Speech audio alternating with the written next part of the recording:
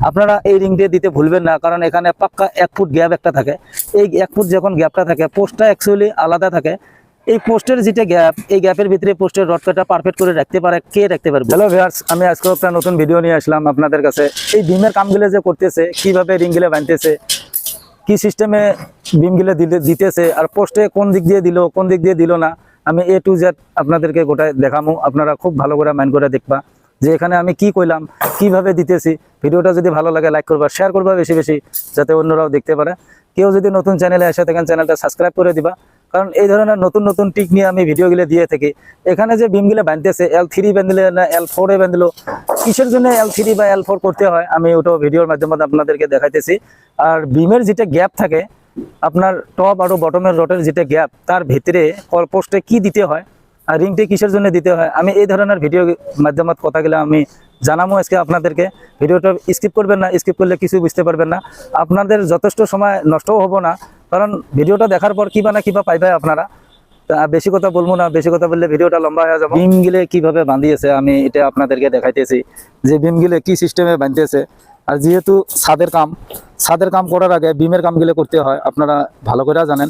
আমি এর আগেও আপনাদেরকে বলে দিয়েছি যে শাটারিং করা হলে বিমগুলো কি ধরনের কাম করতেছে, কি ধরনের বাঁধতেছে, রিং কিভাবে দিতেছে, রড কয়টা করে দিতেছে, কত রড যাব, আর এখানে বিমত কত রড যাব, রিং কত যাব, আর বিমে L3 করলো না L4 করলো, L3 আর L4 যেটা নাকি রিংয়ের স্পেস গ্যাপ, এই গ্যাপটা কোন জায়গায় কত দিল, এটা লক্ষ্য করে দেখবা যে কিভাবে কামগুলো করলো বা কিভাবে আমি বুঝাইলাম আপনাদেরকে। এই জিনিসটা দেখার জন্য আমি আপনাদেরকে খুব মাইন্ড দিয়ে দেখতে দিছি, যাতে বুঝতে পারেন আপনারা যে কি সিস্টেমে বানতেছে, কি সিস্টেমে কামগুলো করতেছে। ভিডিওটা যদি ভালো লাগে লাইক করবা, শেয়ার করবা বেশি বেশি, যাতে অন্যরাও দেখতে পারে। কেউ যদি নতুন চ্যানেলে এসে থাকেন, চ্যানেলটা সাবস্ক্রাইব করে নিবা, কারণ এখন আমার সব রডের কামগুলো হবো, আমি A to Z আপনাদেরকে দেখাবো। বিমে কন্টিনিউ রড কয়টা দিল, এক্সট্রা বার কয়টা হবো, কোন জায়গায় কি সিস্টেমে কামগুলো করলো, এই লেপিংটা কত দিছে। আর এখানে আপনারা খুব ভালো করে মাইন্ড দিয়ে দেখবা, এই বিম থেকে এই বিমের রড যেটা আছে, আপনার টপ আর বটমের রড যেটা আছে, এখানে মাঝে দেখো একটা রিং দেখা যায় পোস্টের মধ্যে। এই রিংটা কিন্তু বহুত জায়গায় আমি দেখি দেয় না এই রিংটা। আপনারা এই রিংটা দিতে ভুলবেন না, কারণ এখানে পাক্কা 1 ফুট গ্যাপ একটা থাকে। এই 1 ফুট যখন গ্যাপটা থাকে, পোস্টটা অ্যাকচুয়ালি আলাদা থাকে। এই পোস্টের যেটা গ্যাপ, এই গ্যাপের ভিতরে পোস্টের রডটা পারফেক্ট করে রাখতে পারে, কে রাখতে পারবো?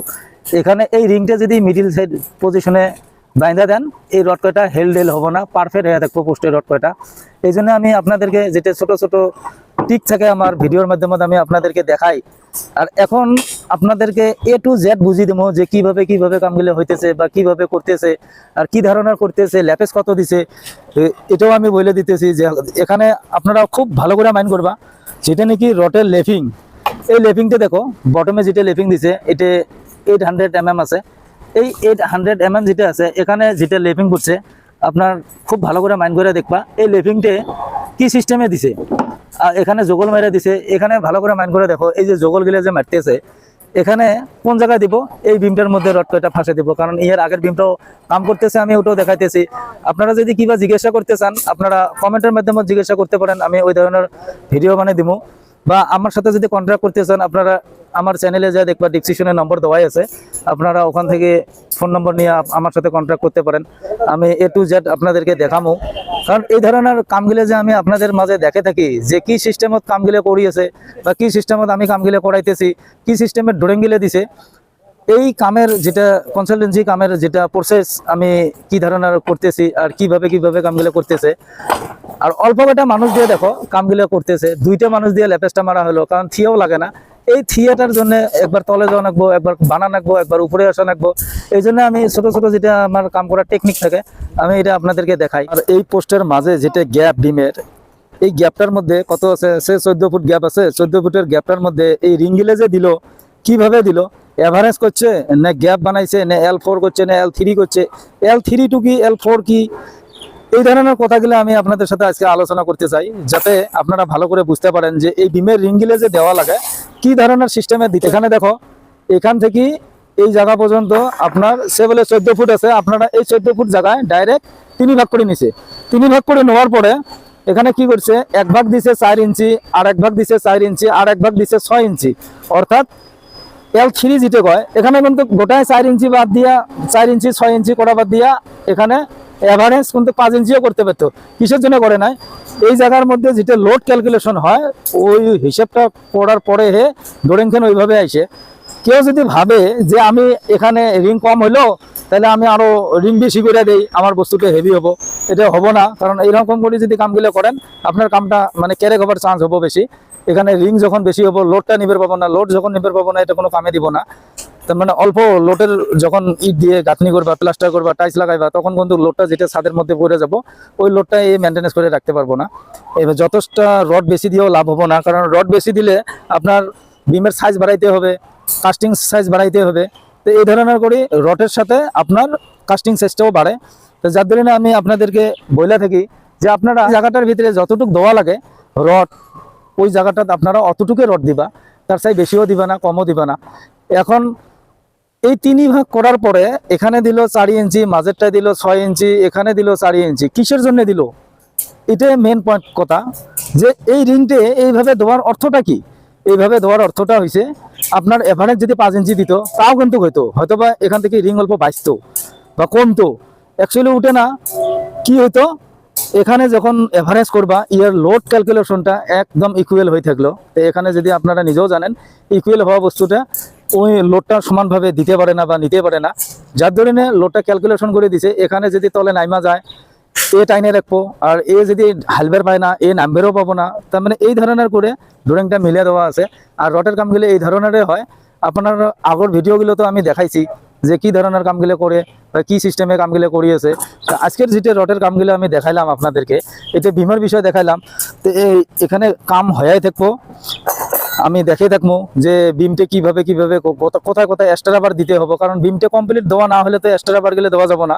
যার ধরে না আমি কয়া থেকে আপনাদেরকে যে আমার ভিডিওগুলো বেশি লম্বা হয় না, 6 মিনিট, 8 মিনিট, 10 মিনিট। আর আপনারা যদি স্কিপ করে থাকেন আপনারা কিন্তু বুঝতেই পারবেন না যে আমি কি করলাম, কি বুঝে দিলাম, আপনারা বুঝতে পারলেন কি পারলেন না। এখানে তো আমি আরো অন্যদের ভিডিও দেখি, সব জায়গায় তো এমন ভিডিও সিধে খালি ভিডিওটা করে দেখে দেয় বা কয়া দেয় মুখ দিয়ে।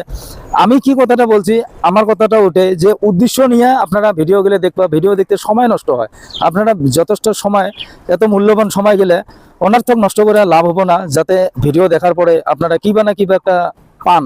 কারণ এই ধরনের বিল্ডিং এর কাম বহুত করিয়েছে। আজকাল মানুষ আসাম টাইপ ঘর খুব কমে করে, সবাই বিল্ডিং এর ঘর কাম করে।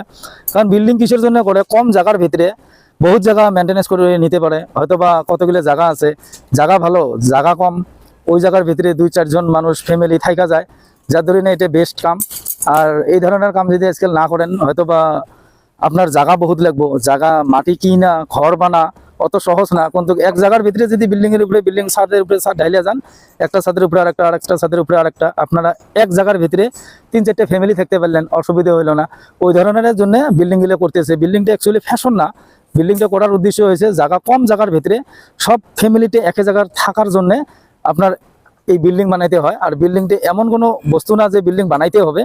বিল্ডিংটা বানায় কারা, যার ঘরের প্রয়োজন হয়, যার ঘরের দরকার হয় তাই বানায়। তা আপনারা নিজের ঘরের কামগুলো করার আগে অল্প চিন্তা ভাবনা করে কামগুলো করবা, যাতে কামটা পারফেক্ট হয়। যেহেতু একবারে করা যায়, এটা তো ভাঙা থাকে বলে অল্প বেয়া হলো, ভাঙা দিলাম আবার করলাম, এইভাবে তো কামগুলো করা যাবে না। এই জন্য আমি আপনাদেরকে বলে থাকি যাতে আমার ভিডিওটা দেখার পরে আপনাদের অল্প যাতে কিবা না কিবা একটা পান, যার জন্য আপনারা ভিডিওটা স্কিপ করার দরকার নেই। আপনারা যদি দেখেন গোটাই দেখবা, আর যদি দেখার ইচ্ছা নাই আপনারা দেখার দরকার নাই। কিসের জন্য, আপনার ভিডিও দেখার পর কিবা না কিবা একটা পাইতে হবে। এই জন্য আমি বলে থাকি যে আপনারা খুব ভালো করে মাইন্ড দিয়ে দেখবা। বেশি টাইম না, 6-7 মিনিট, বেশি টাইম যায় না। কারণ এই ধরনের কামগুলো সব জায়গায় করে আছে, আপনারা দেখতে পারবেন, দেখলে বুঝতে পারবেন, হয়তো বা এটা নিয়ে মিস্ত্রির সাথে পরামর্শ করতে পারবেন। তো যাই হোক, আমি আজকের ভিডিও এতটুকু রাখলাম। নেক্সট ভিডিও আবার নতুন করে নিয়ে আসবো।